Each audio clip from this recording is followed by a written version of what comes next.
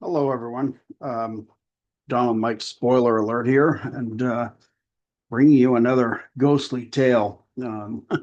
This one is another one that I'm actually taking out of the book Strange Stories and Amazing Facts, and um, one that I definitely read when I was younger. And this one is about what is known as, or has often been known as, England's most haunted house, which is called Borley Rectory. And the ghosts of Borley Rectory have been made into movies, and there's been books written about it. And it's been discounted, and also uh, it's been affirmed that there's been encounters. So there's all kinds of stories surrounding it, and of course the skeptics say no, and the believers say yes, and there's plenty of people that have testified they saw things and heard things.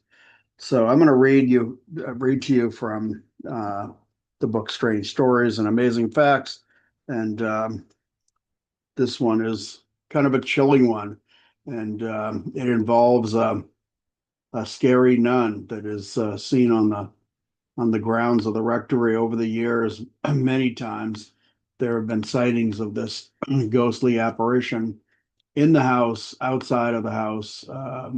It's definitely it's definitely a creepy tale, and one that I'm sure that you'll like to hear if you like these kind of stories. I do. So anyway, here it is: England's most haunted house. Monastic chants, strange scribbling, and a slap on the face. Borley Rectory was a damp, rambling Victorian building on the north bank of the Stout River in Essex. It was the most haunted house in England. For more than a century, there were sightings of phantom coaches, a nun, and a headless man. There were poltergeists throwing things about, mysterious footsteps, objects appearing and disappearing, bells ringing, writing on walls, and from the Borley Church nearby, a weird monastic chanting and organ music. The rectory was built in 1863 for the Reverend Henry Dawson Ellis Bull on the reputed site of a medieval monastery.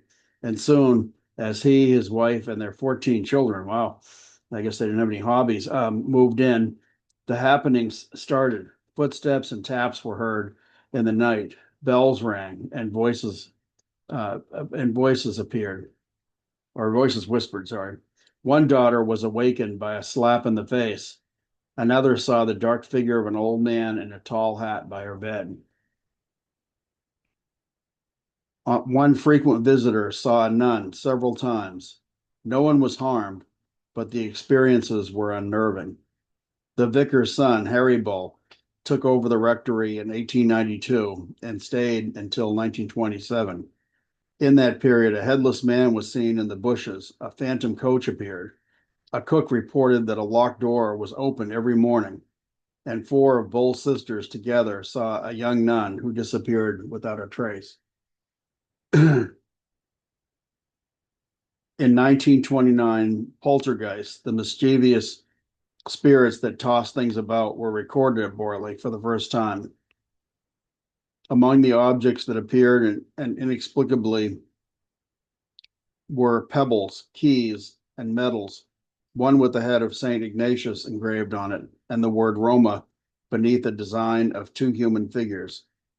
Between 1930 and 1935, the rectory was in the hands of Reverend Lionel Algernon Foister, his wife Marianne, and their daughter Adelaide. Messages were scribbled on walls and scraps of paper. Footsteps were heard. A voice called out Marianne's name, and an invisible assailant attacked her. The first recorded time that someone was harmed. There were also strange smells, especially of lavender. Many of the scribblings on the wall were illegible, but one appeared to say, Marianne, get help. Edwin Whitehouse, who later became a Benedictine monk, visited the rectory with his aunt and uncle during 1931. On one occasion, a fire started in the baseboard of an unused room. As the flames were put out, a flint the size of a hen's egg fell to the floor. Later, while the vicar conducted a service of exorcism in his room, Edwin and his aunt were hit by falling stones.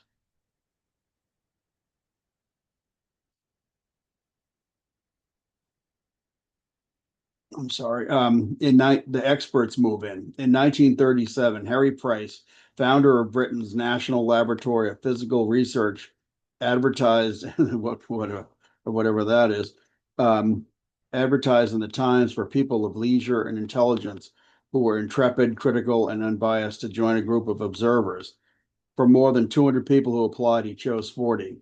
Ellis Howe, an Oxford graduate, saw objects move. Others reported unexplained noises. Commander A.B. Campbell of the BBC Brains Trust team was hit by a piece of soap in a sealed room. Dr. C.E.M. Joad, the philosopher, another member of the team, reported that a thermometer recorded a sudden and inexplicable drop of 10 degrees. The rectory was damaged by fire in 1939, badly damaged. On the night of the fire, two mysterious figures were seen leaving the building, although only one person known to have been in it was the new owner, a Captain Gregson. Several people saw the figure of a young girl at an upstairs window, and there was supposedly a picture that was taken of the ghost in the upstairs window, which I have right there. Um, but but still, the phenomena continued. A chauffeur, Herbert Mays, heard the thunder of hooves approaching and pass him close to the rectory when there was nothing to be seen. During the wartime, blackout air raid wardens were summoned many times to deal with lights seen in the windows. In 1943, the site was excavated. At a depth of 3 or 4 feet, workers found fragments of a woman's skull and pendants bearing religious symbols. As late as 1961, torches, car headlights, and camera flashes all failed during an investigation of the site. Other researchers into Borley Rectory have learned at seances that in the 17th century, a young French nun, Marie Laire, was induced to leave her convent at Le Havre to marry one of the Walgraves of Borley, a landed family. They were told that she was strangled by her fiance on May 17th, 1667, in a building standing nearby on the rectory site. Her body, according to the spirit messages, was buried in the cellar, which may have been the body they found. Um, but anyway, that is the story. It's a creepy one. Do you believe it? Uh, is it true? Is it something that people have just been making up stories all these years, or is there something to it? It's definitely been one that has been both recorded, people testifying that things happened to them, and other people saying, "Oh, there's nothing here," and the stories weren't true, and things like that. But it happened over many many years, and there's been quite a few people that have uh, put their 2 cents in about it. It's certainly creepy, and it's a matter of whether or not you believe it. It's the writing itself is creepy as hell. Um, I don't think there's much left of the old house anymore. I think it's all been either fallen down, burned down. It's been many fires in there. I'm sure plenty of vandals over the years, but I would have loved to have spent a night there when it was still standing, just to see what the goings on were. And I believe there is a definitely a book and looks like a movie too. I'll have to look into. Maybe we'll do it for our movie channel. But anyway, that's the story. I hope you enjoyed it. And please leave a like, subscribe if you would. Check out all of our other material and our other ghost stories, our other stories, and we do fables and teaching stories and all kinds of stuff like that. And we most prominently do a movie channel, which was our main focus. But this is a little side to our channel that we do sometimes. So hope you enjoyed it. Leave comments, leave a like, subscribe if you would, and suggest other stories if you can think of creepy ones you'd like to hear talked about. So thank you very much for listening, and we will see you next time from Dom and Mike's Spoiler Alert.